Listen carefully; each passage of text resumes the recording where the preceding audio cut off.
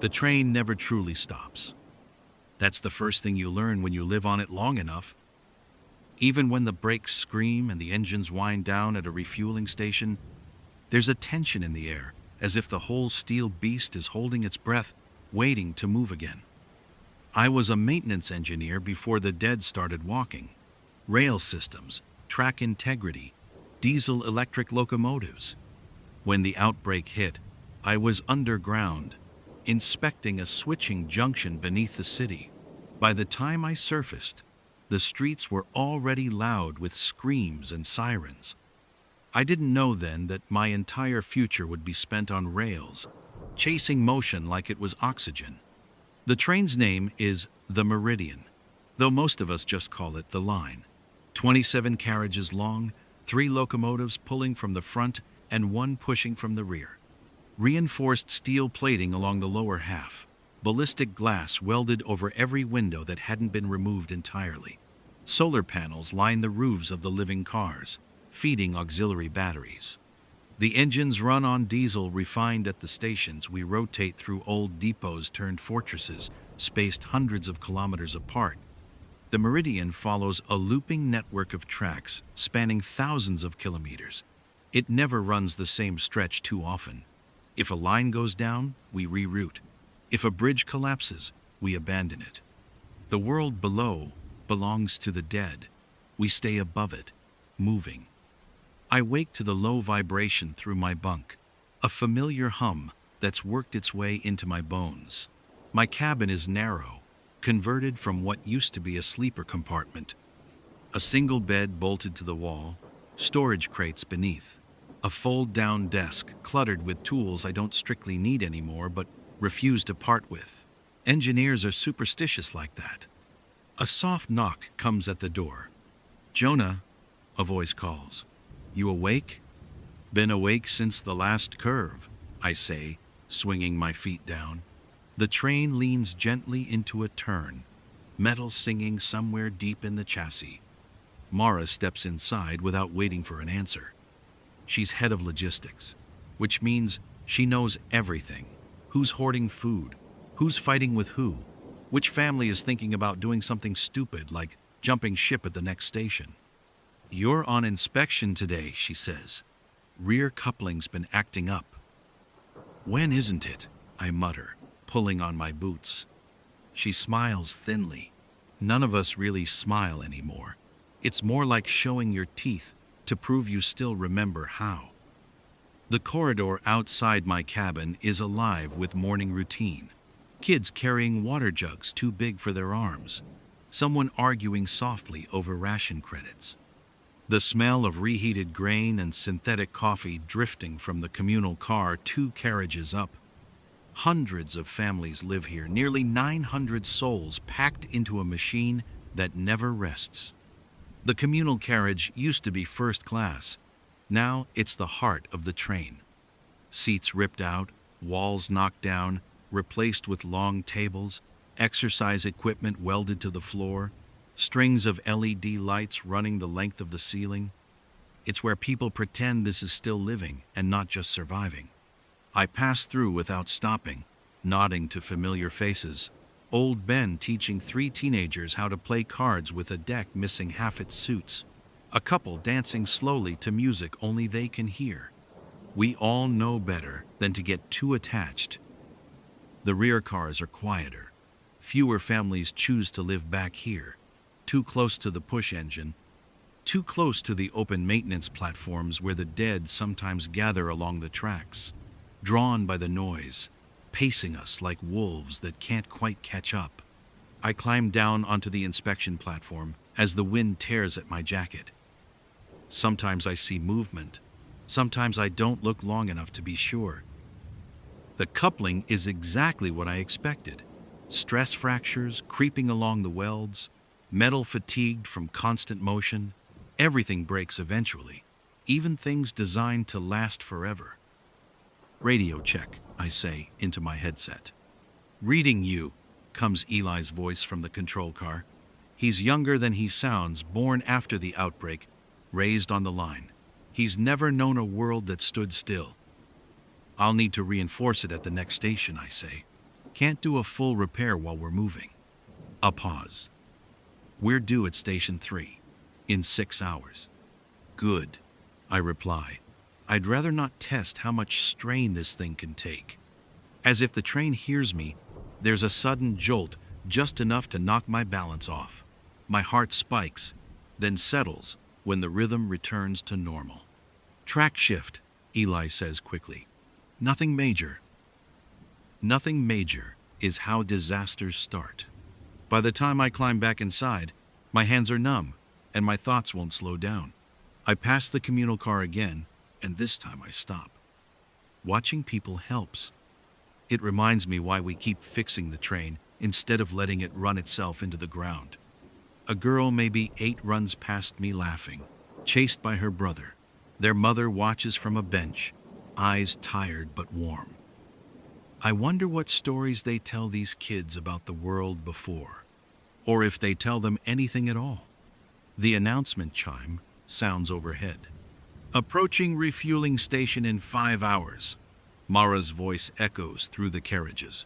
All non-essential personnel remain inside during docking. Security teams report to stations. The mood shifts instantly. Conversations quiet. Laughter fades. Everyone knows what stations mean. Safety, yes, but also risk. Stations are the only times we stop long enough for the dead to gather in numbers. Barricades hold, guns are ready, but nothing is ever guaranteed. The world has a way of reminding us it's still out there, still waiting.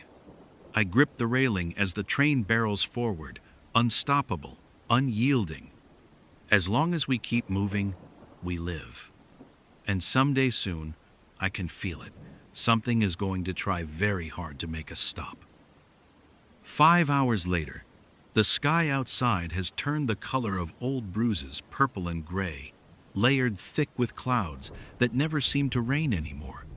The world feels stuck in a permanent holding pattern, like it's forgotten how to move on. The Meridian doesn't forget. The warning klaxon sounds once low, deep, felt more than heard. Docking procedures in effect, Mara announces. All external shutters closing. Security teams, final checks. I'm already strapped into my harness in the rear maintenance car, tool pack secured at my side. If the coupling fails during docking, we'd lose the push engine. Lose that, and the whole train becomes a lot harder to control. Momentum is everything. So is balance. Through a narrow slit of reinforced glass, I see the station rising out of the dead land like a rusted crown. Station 3 used to be a freight hub. Now it's a fortress.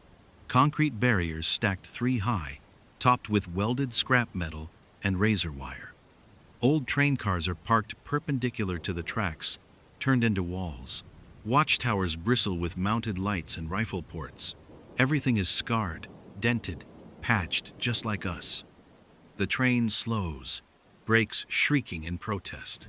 This is the closest we ever come to stillness, and every instinct in my body hates it. Shapes move beyond the outer barricades. They always come, drawn by the sound, the vibration, the promise of motion they no longer understand. Some shamble, some sprint, some crawl like broken insects, dragging half-rotted limbs through the dirt. Years haven't thinned them out the way we hoped. If anything, they've adapted, learned. Contact at perimeter, comes a voice over the internal channel. Calm, practiced. Gunfire cracks in controlled bursts. Not panic, not wasteful. You don't survive long on the line if you shoot like you're scared. The train eases into position with a final, heavy jolt. Magnetic clamps lock us to the refueling rig. The engines wind down, and for a terrifying half-second, there's silence. I feel it in my chest like pressure underwater. Then the auxiliary generators kick in, and the hum returns different, weaker, but alive. Fuel transfer initiated, Eli reports. 20 minutes. 20 minutes is a lifetime. I step out onto the external platform with 2 other engineers. Raoul and Kim. We've worked together long enough that we don't talk much anymore. Words are for people who don't trust each other. The coupling looks worse up close. Hairline cracks have grown into visible splits, metal fatigue from constant torque. The line was never meant to run endlessly like this. It was meant to stop, to rest. So were we. I get to work, welding torch flaring bright against the dim sky. Sparks scatter like fireflies. Raoul braces the joint, while Kim preps reinforcement plates scavenged from a scrapped carriage months ago. Everything we fix is built from the bones of something else. Gunfire intensifies in the distance. They're pushing harder today, Kim says, voice tight. They always do, Raoul replies. You just notice it more when you're outside. A scream cuts through the noise, human, sharp, wrong. I freeze for half a second too long. North Tower, someone shouts over the radio. They're stacking at the North Tower. Stacking, climbing over each other like ants, bodies forming ramps of flesh. We've seen it before. Never gets easier. The welding torch shakes slightly in my hands, but I force myself to keep going. Panic leads to mistakes. Mistakes get people killed. Fuel at 70%, Eli says. We're behind schedule. A heavy impact slams into the barricade near the rear cars. The whole structure shudders. Another hit follows. Then another. They're testing the walls, Kim mutters. I finish the weld and slam the torch off. Reinforcement plate, now. Raoul slides it into place. I bolt it down with movements so familiar I could do them blind. My heart is pounding hard enough to rattle my ribs. Another scream. Closer this time. Breach! Someone yells. The word echoes through every carriage, carried by speakers and fear alike. I look up just in time to see a shape tumble from the barricade onto the tracks inside the perimeter. A man in a security vest, weapon gone, blood spraying bright against the gray. He hits the ground hard, doesn't get back up. Then they're on him. I turn away before my brain can record too much detail. Some things don't wash out. Coupling secured, I snap into the radio. We need to move, now. Fuel at 90, Eli says. 2 minutes. 2 minutes might as well be forever. The dead pour through the breach like water finding a crack. Security teams fall back, firing, retreating toward the inner barricade. The station alarms wail high and constant. I hear kids crying somewhere deep inside the train, mothers shouting, orders being barked over the radio. This is how it ends, a voice whispers in my head, not with a crash, with being held in place too long. Then the engines roar back to life. The sound is deafening, beautiful. Disengaging clamps, Eli shouts. The train lurches forward as fuel lines rip free, spraying diesel that ignites instantly under a stray tracer. Fire blooms behind us, swallowing part of the station in orange light. I scramble back inside as the Meridian surges ahead, dragging us out of reach. The dead chase, of course. They always do. But they fall behind quickly, legs no match for steel and horsepower. The breach disappears around a bend, smoke smearing the sky. Only then do I realize my hands are bleeding, skin torn from gripping metal too hard. I don't remember when it happened. Inside, the train is chaos. People packed into corridors, medics running, security teams doing head counts with grim expressions. The communal carriage has been converted into a triage zone in minutes. Tables overturned, mats laid out, blood already staining the floor. Mara finds me near the doorway, face pale but steady. How bad, she asks. One security confirmed down, I say. Coupling stable. For now. She nods, swallowing. That's not the only problem. She gestures toward the front screens. The camera feed shows the tracks ahead twisted metal.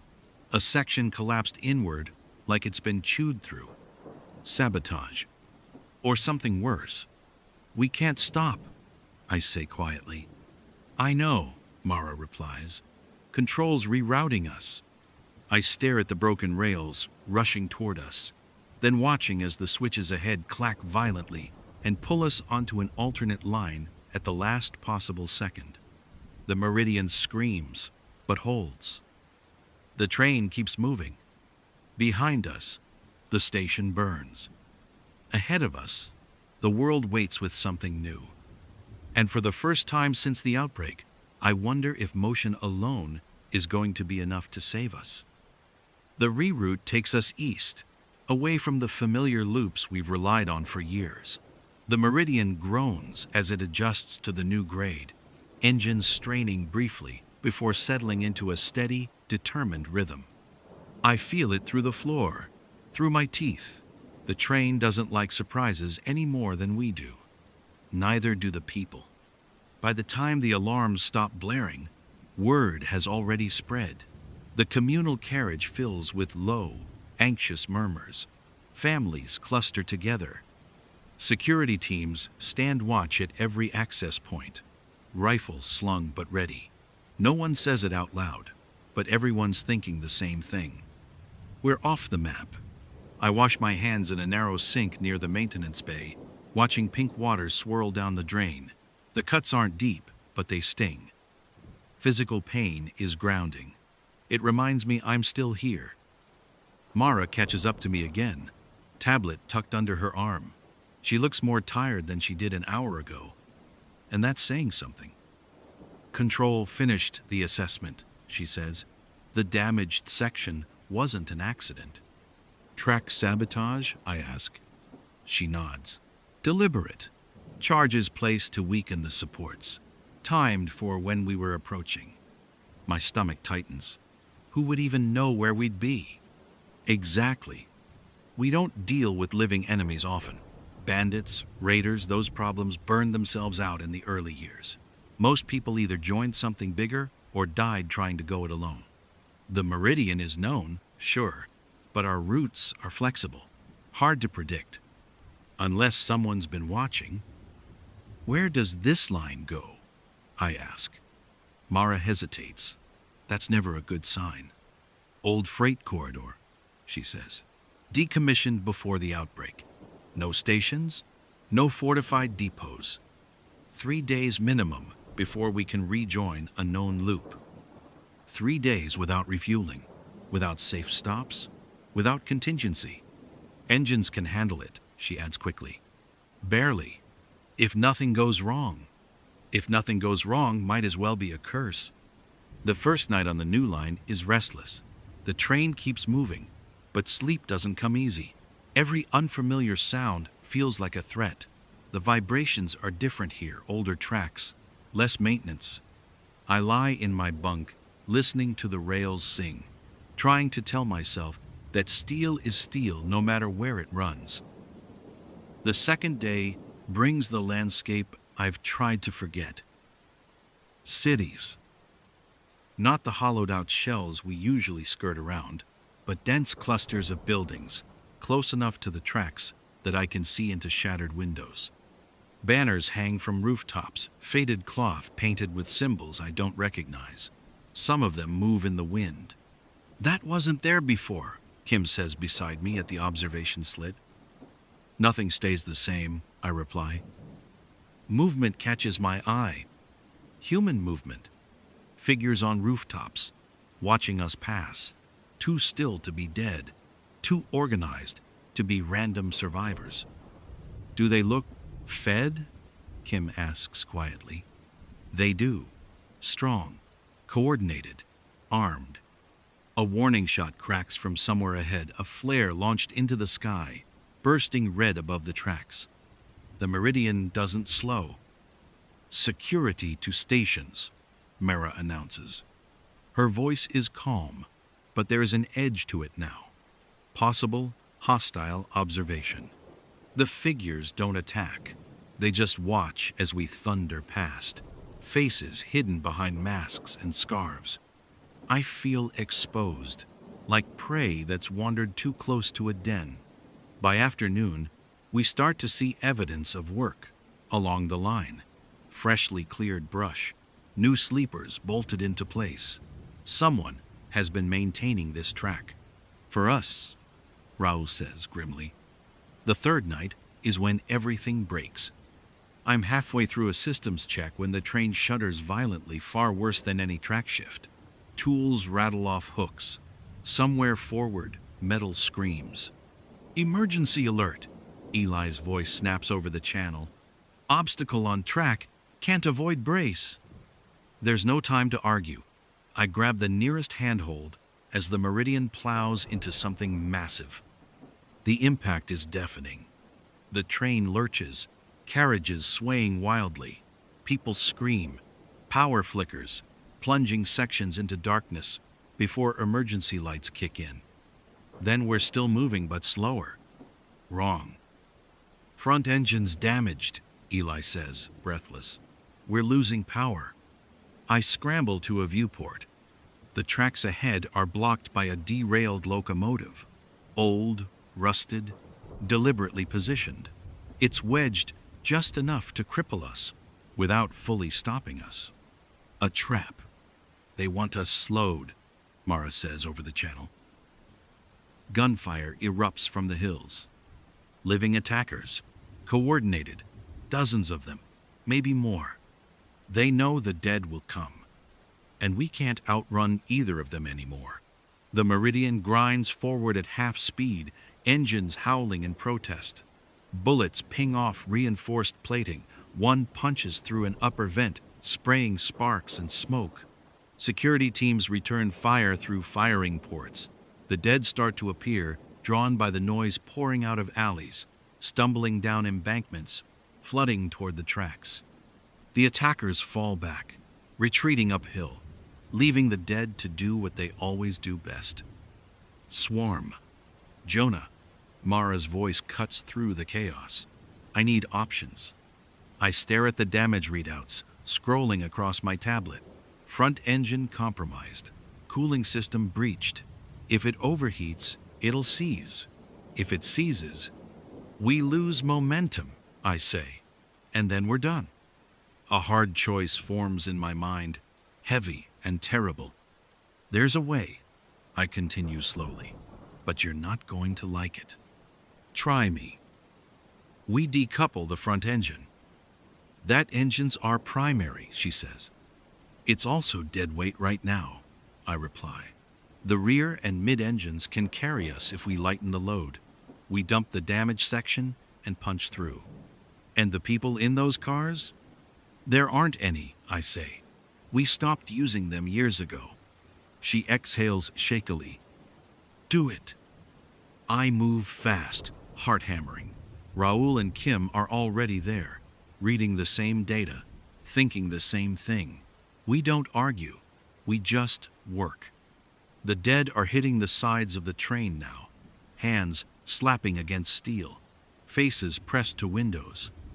I trigger the decoupling sequence. The Meridian surges as the front section tears free, sparks flying. The damaged engine derails fully this time, collapsing into the horde behind us. Fire erupts. The train rockets forward, lighter, faster. Cheers echo through the carriages, raw and desperate. But as the city falls behind us, I know something else just changed. We've been seen. We've been hunted. And whoever set that trap now knows exactly how far we're willing to go to keep moving. The Meridian runs hot for the next 12 hours. Without the front engine, power distribution becomes a delicate balancing act. Too much strain on the mid-engines, and we risk cascading failure. Too little, and we slow enough for the dead to keep pace. I spend most of that time in the engine bay, sweat stinging my eyes, hands blackened with grease and ash, listening to the heartbeat of the train like a doctor afraid of what the next silence might mean. Word of the decoupling spreads fast.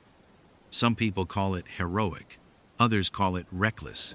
A few call it murder, even though no one was in those cars. Fear looks for something to blame, and logic rarely survives long in that environment. By morning, the arguments start. The communal carriage, usually loud with life, has turned brittle. Conversations snap. People cluster by family lines instead of mingling. Security keeps a closer watch. I catch part of a heated exchange as I pass through. "If we'd stopped, we could have fought them," a man shouts. He's big, strong, probably used to lifting things that didn't fight back. We don't even know who they were. "And how many would have died while you were playing soldier?" Someone fires back. I don't stop. There's no winning those debates. Mara corners me near the rear control junction. "Status?" she asks. "Stable," I say.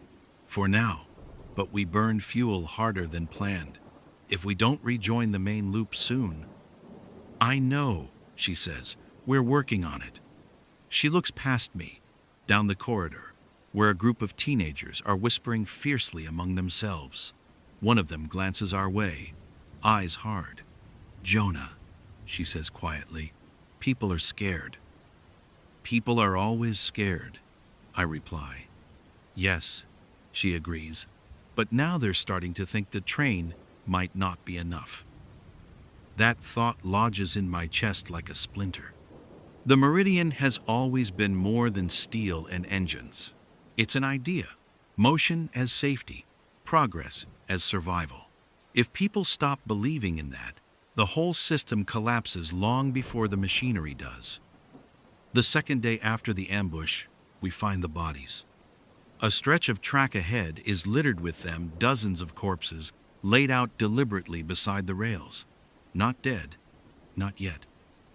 As we approach, heads lift in jerky unison, mouths open, the dead begin to scream. Children are pulled away from windows, curtains slam shut, someone vomits in the corridor. They didn't leave the bodies there to stop us. They left them to send a message. We don't slow. The Meridian plows past, the screams fading into the distance. But the silence that follows is worse. No one talks for hours afterward. That night, Sabotage hits again. This time, it's internal. I'm asleep when the train lurches violently, hard enough to throw me from my bunk. Alarms blare. Red lights flood the corridor. "Power fluctuation in carriage 12, Eli shouts. "Unauthorized access to control relays." I'm on my feet instantly, boots half-laced as I run. Security teams are already converging, weapons raised. Smoke spills from the open door of 12, sharp and chemical. Inside, a control panel has been smashed open, wires ripped free. Someone tried to overload the auxiliary grid. A figure bolts from the far end of the carriage. A young man, one of the teenagers I saw earlier. He runs like he's already decided he won't survive this. Security tackles him hard. He doesn't fight back. He just screams. "Stop the train," he yells, voice cracking. "We can't keep running forever. They'll follow us until we die." People gather despite orders to stay back.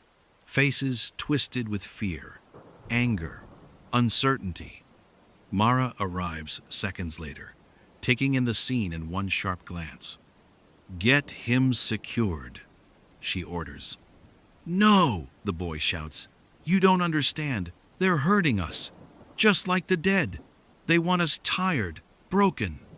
A rifle butt knocks the wind out of him. The words hang in the air anyway. Later, in the quiet of the control car, Mara and I sit with the engine noise vibrating through our bones. "He's not wrong," she says finally. I don't answer, because the truth is, I've been thinking the same thing. Whoever these people are, they're not trying to kill us outright. They're shaping us, forcing us down specific routes, burning our resources, testing our responses, studying us. "We can't keep reacting," I say. "We need to choose our own ground." "There is no ground," Mara replies. I lean forward, pulling up an old schematic on the main screen, something I haven't looked at in years. "There's one place," I say. "A junction. Old high-speed rail nexus. Multiple lines converge. Fortified tunnels. Maintenance yards big enough to park the entire train. She stares at the screen. That place is dead, she says. Overrun years ago. Everything is overrun, I reply. Doesn't mean it's unusable. And if they're waiting for us there, then we stop running, I say. On our terms. Mara exhales slowly. I'll put it to council, she says. The council is a fragile thing, a handful of elected representatives from the families aboard. They meet, they argue, they vote. Democracy on a train that never stops moving. The vote is close. But fear tips the scales. We alter course toward the junction, toward confrontation. As the Meridian accelerates into the night, I walk through the sleeping carriages, listening to the soft breathing of hundreds of people who've trusted this machine with their lives. Steel can crack. So can belief. And soon, something is going to test both at once. The Meridian approaches the junction at first light, the world outside smudged in shades of steel and ash. Even from a distance, the place looks like a wound on the earth. Multiple tracks converge here, twisted and bent, remnants of the old high-speed rail system, tunnels gaping like black mouths. Maintenance yards that were once orderly now lie in disarray, rusted locomotives stacked in makeshift barricades. From the observation deck, I watch it all unfold. Mara stands beside me, arms crossed, eyes narrowed. No turning back. I nod. There's nothing to say. The Meridian has carried us thousands of kilometers, but this feels like the first real choice we've made in a long time. Every decision before was reaction. Every detour, every abandoned station, every decoupled engine reaction. Now, we choose our path deliberately. Security teams, prepare for potential engagement, Mara announces over the intercom. Her voice is calm, authoritative. Enough people pay attention that panic doesn't ripple through the train. Not yet. I make my way toward the engine bay. The mid-engines strain under the load. I run diagnostics while the train slows into the approach. Everything is functional, barely. The coupling joints groan under pressure. Fuel levels are lower than ideal, but we're alive, and that's all that counts. Then the cameras pick them up. Figures, hundreds of them, living, organized, positioned along the tracks, on rooftops, behind barricades. They're not like any raiders or scavenger gangs we've seen before. These people move with precision. They have signals. They coordinate. Their weapons are modern. Their defenses are calculated. And worst of all, they're waiting for us. Alert! Eli's voice cracks over the radio. They're blocking the main line. Secondary routes compromised. Alternate? Mara snaps. No clear path, Eli says. Sensors show heavy barricades along all options. Multiple dead zones. Anyone trying to get through will be exposed. I rub my face. This is exactly what I feared. Whoever they are, they've studied us, anticipated our moves, calculated our strengths. And now they're forcing us into a trap. The Meridian doesn't stop. We can't. The tracks split ahead, some curving into the tunnels, some climbing elevated embankments. Each potential path is lined with barricades, wrecked trains, and bodies both dead and alive. Mara turns to me. Your call. I swallow. I've been alive this long because I make decisions under pressure. I've also learned that hesitation kills. There's a tunnel, I say, pointing at a line branching left. It's partially reinforced. We can take it, but we'll have to push the engines to their limits and risk structural damage. Do it, she says. Security teams, focus on rear suppression, I announce over the internal comm. Divert fire to clear the exit path. Keep the rest of the train safe. We accelerate. The world outside becomes chaos. Figures fire from elevated platforms. The dead swarm along the tracks, drawn to the noise, the motion. Bullets ping against reinforced steel. Sparks fly where rounds hit the train. Inside, families cling to each other. Children cry softly. Adults whisper frantic reassurances. Every face I pass is tense. Every heartbeat synchronized to the roar of the engines. I reach the control platform, eyes scanning the readouts. Engine temperatures climbing, couplings under strain, fuel dropping faster than projected. "Jonah," Mara's voice cuts in, "we're going to have to ride the brakes once inside the tunnel. Clearance is tight. One mistake." "I know," I say. The tunnel entrance approaches like the mouth of a giant predator. We hit it at speed. Sparks shower the walls as steel grazes rock. The train shudders violently. Inside, the world is dark except for emergency lights. Smoke from the exterior gunfire trails in through ventilation shafts, curling along the ceiling. Figures attempt to block us, but the Meridian plows through, crushing obstacles beneath its weight. A weakened ceiling section gives way under the vibration. Concrete crashes onto the tracks. Sparks erupt as metal twists. The mid-engines howl. "Damage report," I yell. "Minor structural damage to the front cars," Eli shouts. "No engine failure yet. Couplings holding." I breathe through gritted teeth, guiding the train with every ounce of focus. We're inside the tunnel, moving, but it's barely enough. The walls close in. Every turn is measured in millimeters. Then, at the tunnel's midpoint, something moves in the shadows. Not dead, not like the living outside. Something different. I catch only a glimpse before it darts back. A figure, tall, fast, almost inhuman, armed, watching, waiting. "Jonah, did you see that?" Mara's voice is sharp. I nod, though she can't see. "They've sent a scout inside. Could be more." The tunnel seems endless. Every second stretches. Every vibration threatens collapse. The dead outside pound at the barricades, but the tunnel shields us for now. And then we reach the end. The junction. Clear. For a moment, it looks like salvation. Then the traps hit. Explosions, small, precise, detonate along the tracks behind us. Smoke and debris engulf the tunnel mouth. Our engines roar as we surge forward, shaking violently from the blasts. Sparks fly from the train's undercarriage as twisted rails scrape steel. We make it through. The junction is ours for now, but I know the danger isn't over. Whoever designed this doesn't need to follow us. They can adapt, regroup, and strike again. I glance at Mara. Her face is pale, but eyes are steady. "They've underestimated us," I say quietly. She nods. "Let's make sure it stays that way."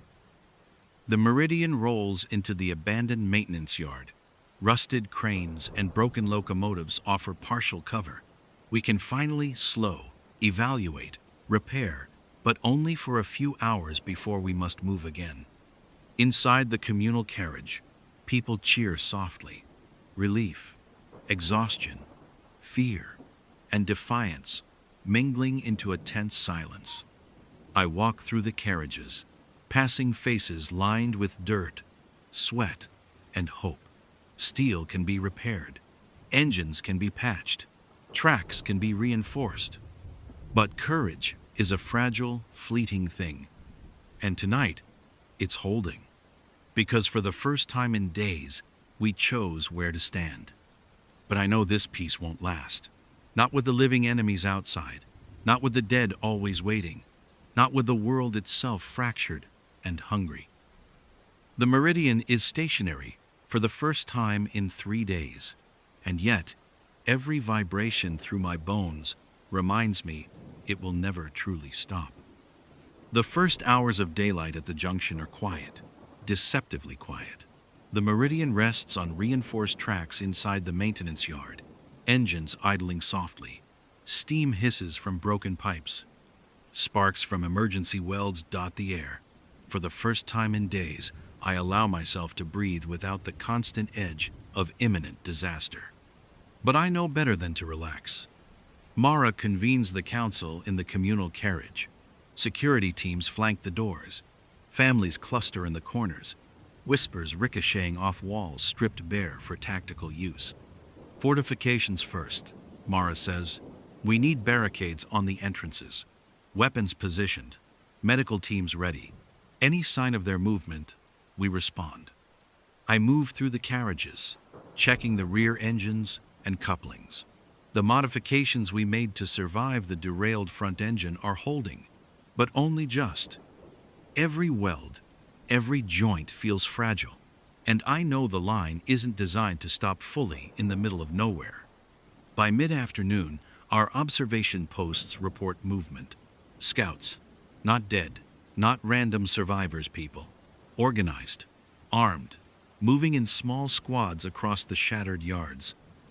They're probing, Raoul mutters beside me as we reinforce the rear barricade.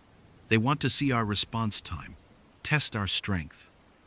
They'll get it, I say, though my voice betrays some doubt. And then the first strike comes. A volley of gunfire erupts from the north entrance. Glass shatters in carriages 2 sections forward. Sparks fly as bullets ricochet off steel. Families scream and duck under tables. Security teams return fire, taking positions behind overturned crates and welded panels. Jonah, we need to reinforce the south wall, Mara yells over the comm. They're splitting their attack. I grab Kim and Raoul, running through the chaos. Smoke curls from the breaches. The smell of cordite mixes with diesel. The sound is overwhelming, metal screaming, bullets pinging, people shouting. Inside the communal carriage, panic flares. Mothers shield children. Fathers clutch rifles they barely know how to use. But the people we've trained, the security teams, move with deadly precision, firing through ports, maintaining angles, corralling the attackers into kill zones we've created along the yard's layout. I crouch beside the control panel, monitoring the engines. They're stable but taxed, engines screaming as we rotate power between them. One misstep, one sustained strike, and the Meridian could stall completely. Another explosion rocks the north entrance. A barricade gives way, splintering wood and metal. The attackers surge forward, but a combination of suppressing fire and strategically triggered explosives drops several of them instantly. They're not stopping, Kim shouts, ducking behind a welded crate. How many of them are there? Enough, I reply grimly. But we've got the advantage. We control the high ground, we control the train, and we control momentum. The first wave crashes against us for hours, hours that stretch like lifetimes. I move through the corridors, checking engine outputs, helping teams reinforce weakened doors, patching electrical damage as fast as sparks fly. People I barely know hand me tools without speaking, their trust in motion. In the line, unspoken, but absolute. By nightfall, the attackers pull back. Bodies litter the yard. Smoke rises from smoldering barricades and burned-out vehicles. The dead that had been drawn to the noise, thousands linger on the outskirts, moaning, circling, but not entering. Inside, the line is scarred. Carriages bear new dents and holes. Some families huddle in the makeshift triage zones, bandages on scrapes and gunshot wounds. Security teams stand guard, exhausted but unbroken. Mara approaches me in the rear maintenance bay, her face grim but resolute. They're stronger than we expected, she says. And they're organized. They didn't just attack, they've been studying us, learning us, planning every move. I nod. We survived. That's what matters. For now might not be long enough, she adds. She's right. I know it. Whoever they are, they've learned that the Meridian can't stop, can't be held still. And yet, they came close. They've proven they can manipulate the line's movement, force us to risk engines, people, and belief. And worst of all, I can feel it, this is just the beginning. The night is quiet now, eerily so. Families try to sleep in corners, children clutching their parents. Security teams rotate patrols, eyes scanning tunnels, rooftops, broken tracks. I stand at the observation window, looking at the attackers' positions in the distance. Shadows of human shapes, moving in silence. Not dead, not mindless, waiting. I touch the steel of the carriage frame, grounding myself. The Meridian is still alive. Its engines are humming, weak but steady. The people aboard are alive. Tomorrow, the real fight begins. Dawn breaks with a cold, gray light, spilling into the wrecked maintenance yard. The Meridian rests on reinforced tracks, engines idling softly but ready. The attack from the previous night has left scars both on the train and in the people aboard. Families huddle in corners, patched up and trembling, while security teams make rounds. Eyes sharp and unblinking, I move through the carriages, checking systems, engine outputs, and communications. The engines are stable, but every weld, every coupling, bears the tension of the last 24 hours. The Meridian has survived, but it knows it cannot endure another full-scale assault without risk. Mara meets me at the observation deck. She's already reviewing maps and sensor feeds, plotting enemy positions. They'll try again tonight, she says. They know we're here. They're calculating their next move. They won't catch us off guard, I reply. We have the advantage now. They've spent all their energy probing. They've underestimated us. Her eyes narrow. We're going to make them pay for it. We're not just defending, we're turning the trap around. I nod, understanding immediately. The plan is simple in theory, but brutal in execution. Use the Meridian itself as a weapon and a lure. The junction's layout favors us. We can funnel attackers into narrow tunnels and abandoned maintenance sheds, where movement is limited and lines of fire are controlled. Security teams will rotate in mobile firing positions, sniping and drawing them in. Meanwhile, we reinforce the tracks ahead and behind with heavy steel panels, creating choke points. By mid-morning, preparations are underway. Families are relocated to safer carriages. Security teams move supplies, ammunition, and explosives into position.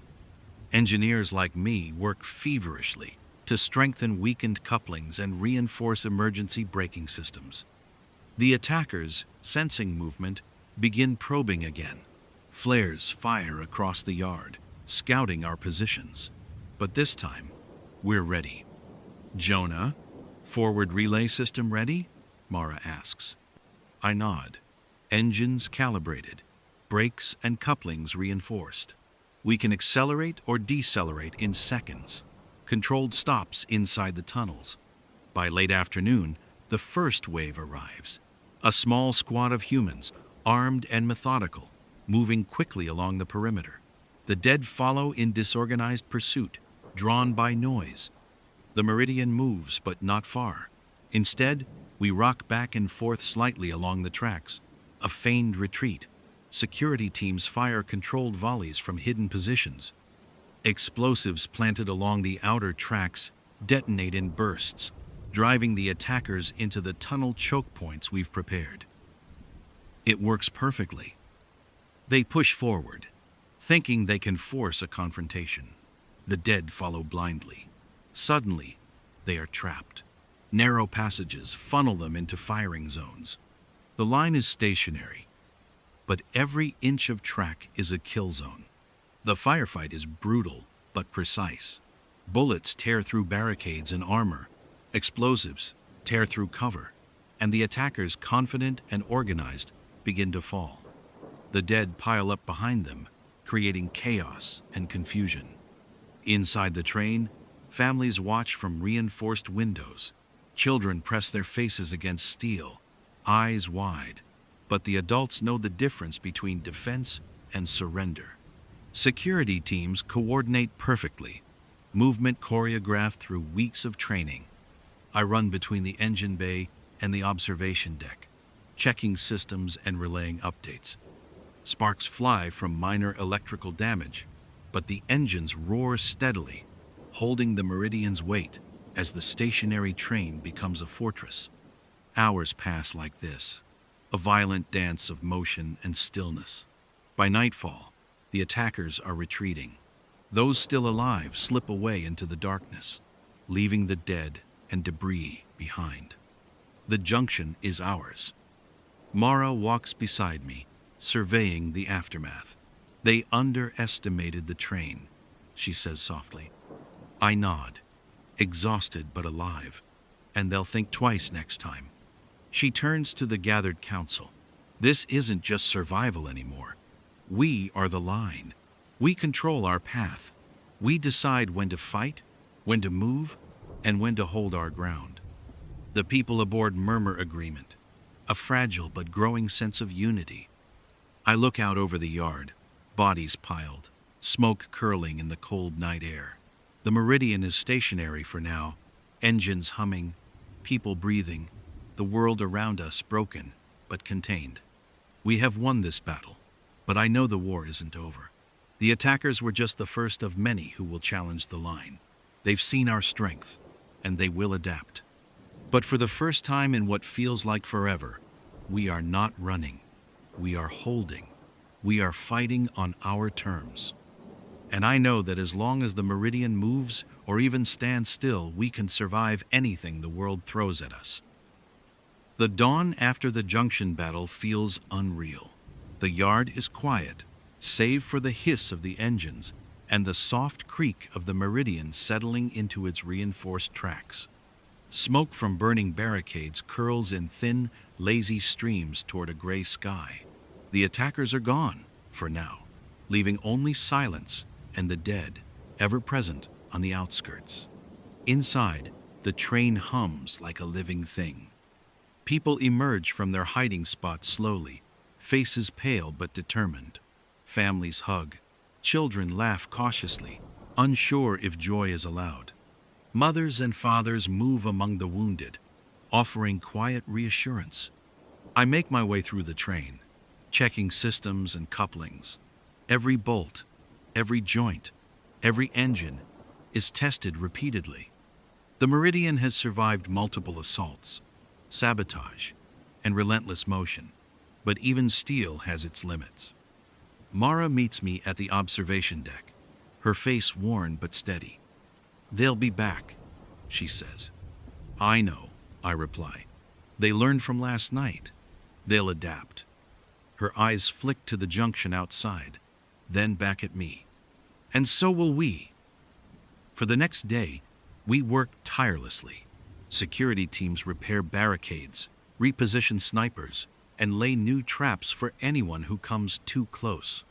Engineers reinforce couplings, adjust power distribution, and test emergency braking systems. Medical teams patch wounds and prevent infection from taking root. Families pitch in where they can, carrying supplies, organizing kitchens, even helping with barricades. The train has always been a city unto itself, but today it feels more like a fortress. Everyone knows the fight isn't over, yet for the first time in days, we can breathe. At night, the train sits in quiet observation. I stand on the rear platform, feeling the vibration through the metal, the pulse of a beast at rest. The dead linger in the shadows, drawn by the scent of motion, but the Meridian is calm, controlled, patient. Mara joins me silently. We look out over the yard. They're clever, she says, but they underestimate the people on this train. They think the Meridian is just steel and engines. They don't know it's us. I nod. We've been moving for so long. Maybe they forgot that too. Motion isn't just survival, it's identity. The next morning, we prepare to depart. Repairs are complete. Barricades reinforced. Engines humming at optimal efficiency. Every family and security team member is briefed. We will leave this junction, and the Meridian will move again. As the train begins to roll, slowly at first, then gaining speed, a strange feeling settles over me, a mix of exhaustion, determination, and anticipation.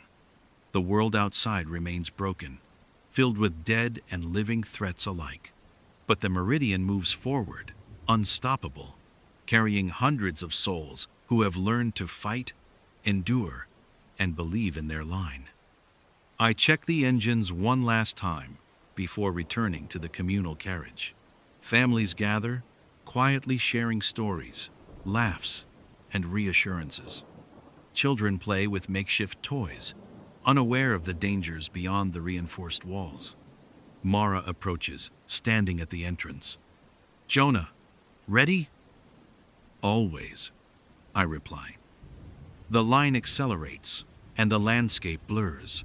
Forests, fields, abandoned towns pass by. The dead are left behind. The living fade into shadows. People aboard alive, resolute, and ready for whatever comes next. A week passes in motion, repairs, and training. The attacks have become less frequent, more cautious. Whoever is hunting us is wary, recognizing that the Meridian is not an easy target. And yet, there's always the sense that the true test is coming. And then it happens. The first true signal. A section of track ahead is sabotaged, wires cut, debris piled, explosives rigged. But this time, it's different, more precise, calculated. Someone knows our schedule. Someone knows how to force us into a trap. Mara and I confer, maps spread across the table. "They've learned our habits," she says. "They want to control our path, just like before." I nod. "But we've learned too. This time we set the terms.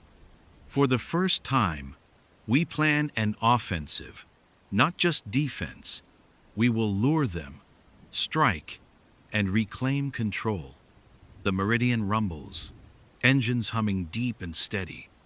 And now, we move into the final confrontation, where everything, the train, the people, and our resolve, will be tested to the breaking point. The day of reckoning begins with a quiet that feels heavier than the noise of battle. The Meridian races down the tracks toward a narrow valley where the terrain forces anyone who would challenge us into a choke point. This is no longer about survival. It is a test of whether the line can truly define its own fate. From the observation deck, I see the dead clustered along ridges, unable to climb but relentless in their intent. Beyond them, human shapes appear hundreds, armed, moving with precision, blocking every obvious path forward. These are not raiders, not scavengers. They are organized, calculating, waiting to crush the Meridian in a place where it cannot turn. "Jonah," Mara calls over the comm, her voice sharp, steady. "This is it. Engines at full. Every security team in position. Everyone knows the plan?" I nod, even though she cannot see. "They're ready. We can do this." The plan is simple in theory, brutal in execution. The Meridian will surge forward, drawing both the dead and the living enemies into a controlled kill zone we've constructed within the valley. Reinforced barricades, trenches, and explosive charges, everything we can muster is placed to channel the attackers into predictable paths. "Brace for initial impact," I say to myself as I check the rear engines. Every coupling, every weld, every bolt sings under tension. Steel groans in recognition. The valley erupts in fire and motion. Explosives detonate just ahead, blowing gaps in the human barricades. Bullets ping against the Meridian's reinforced walls. The dead stumble into trenches and kill zones, mixing with the human attackers, creating chaos. From the control platform, I adjust engine output, keeping the Meridian balanced, steering it carefully over the twisted tracks, while Mara directs security teams through the intercom. "Jonah, left flank! Move the mobile firing units!" she shouts. I signal Raoul and Kim. They shift teams into position. The attack is coordinated, fluid, precise. Every obstacle, every enemy movement is anticipated, countered, and contained. Hours pass like minutes. The valley becomes a forge of fire, smoke, and steel. Bodies dead and alive fall in torrents. Explosives trap attackers against debris. Snipers pick off anyone who tries to climb the ridges. The Meridian itself becomes a weapon, its motion controlling the battlefield. Inside, families watch in tense awe, understanding the stakes but powerless to intervene. Children press their faces against steel windows. Adults clutch rifles or tools, assisting where possible, embodying the line's resilience. Then comes the climax. A massive squad, leaders of the enemy forces, attempts to flank the Meridian from the narrow ridges. Mara anticipates the maneuver and signals for a synchronized detonation. The hillside explodes, sending debris and attackers cascading into preset kill zones. The dead are drawn into the chaos, disoriented, stumbling into trenches and spikes. For a moment, silence falls. A deep, heavy pause in the valley. Then the engines roar. The Meridian surges forward, faster and cleaner than ever. The wreckage behind us is total. The attackers lie broken, the dead scattered. The valley, once a trap for the train, now bears witness to its dominance. I step onto the rear platform, breath ragged, hands shaking but alive. Smoke curls around the Meridian, reflecting the orange light of fires burning in the distance. The line hums beneath me, steady, relentless. Mara joins me, eyes scanning the aftermath. "We did it," she says quietly. The Meridian moves again, this time unopposed. The survivors aboard cheer softly, relief mingled with exhaustion and disbelief. Families hug, children laugh for the first time in days. Security teams collapse into chairs, weapons still in hand but faces finally showing signs of humanity returning. I walk through the carriages, touching walls scorched by fire, welding seams scorched by sabotage. Steel etched with the memory of battle.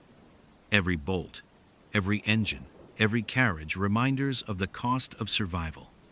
And yet, the people aboard remain. Resilient, determined, alive. The Meridian surges forward, leaving the valley and its traps behind.